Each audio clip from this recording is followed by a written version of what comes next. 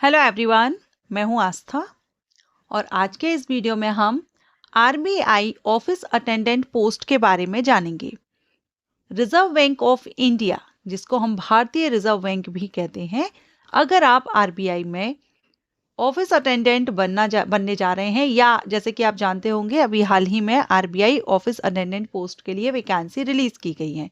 तो अगर आपने अप्लाई किया है या इन फ्यूचर आप बनने जाएंगे और आप ऑफिस अटेंडेंट जॉब प्रोफाइल के बारे में, वर्क प्रोफाइल के बारे में जानना चाहते हैं कि आपकी क्या जॉब रहेगी, किस तरह का कार्य आपको करना होगा, तो ये वीडियो आपके लिए है। हम इस वीडियो में बहुत कम समय में इसके वर्क के बारे में जानेंगे और शॉर्ट में इसकी एलिजिबिलिटी और सिलेक्शन के बारे में भी जानेंगे। ऑफिस अटेंडेंट के वर्क के बारे में हम सबसे पहले बात करेंगे।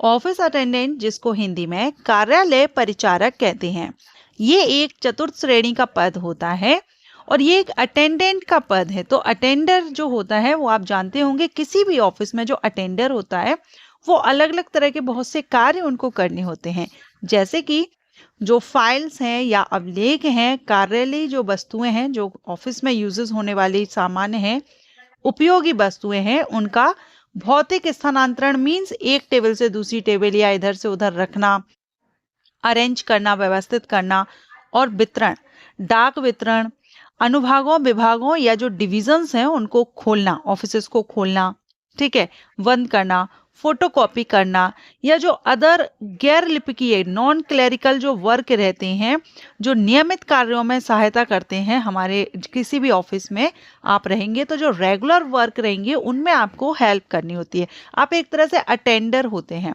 तो अटेंडर एक सहायक की तरह काम करता है। आपके जो वरिष्ठ अधिकारी होंगे उनके अनुसार भी आपको काम करना होगा, जो भी कार्य वो आपको देंगे वो भी आपको करना रहता है। सो ये तो थी वर्क की बात। अब अगर आप ऑफिस अटेंडेंट बनते हैं तो एलिजिबिलिटी क्या रहेगी? क्वालिफिकेशन 10th पास रहती है। कम से कम अगर आप 10वीं पास है तो आप इसके लिए अप्लाई कर सकते हैं। ऑल इंडिया से अप्लाई कर सकते हैं। मेल और फीमेल सभी कैंडिडेट एलिजिबल होते हैं आरबीआई ऑफिस अटेंडेंट पोस्ट के लिए। इसके बाद अब हम बात करेंगे एज क्राइटेरिया की। आरबीआई ऑफिस अटेंडेंट के लिए एज क्राइटेरिया कम से कम 18 वर्ष और ज़्यादा से ज़्यादा 25 वर्ष रहती है। 18 से 25 वर्ष अगर आप अनरिजर्व कैटेगरी से बिलोंग करते हैं।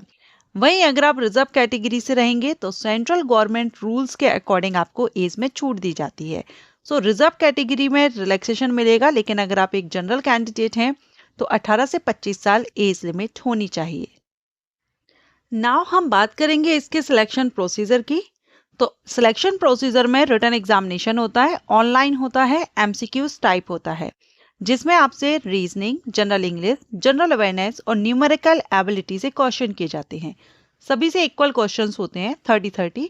टोटल 120 प्रश्न होते हैं 120 नंबर के। 90 मिनट का समय आपको दिया जाता है। हिंदी और इंग्लिश दोनों ही लैंग्वेजेस में क्वेश्चन पेपर अवेलेबल रहता है। रिटन एग्जामिनेशन के साथ ही आपका एक टेस्ट और होता है जो कि लोकल लैंग्वेज टेस्ट होता है। बैंक में जब वैकेंसी आती है तो लोकल लैंग्वेज टेस्ट आपको देना होता है। या तो आपने 10th स्टैंडर्ड या 12th में एज अ सब्जेक्ट पढ़ी हो वो भाषा, या फिर आपको टेस्ट देना होता है।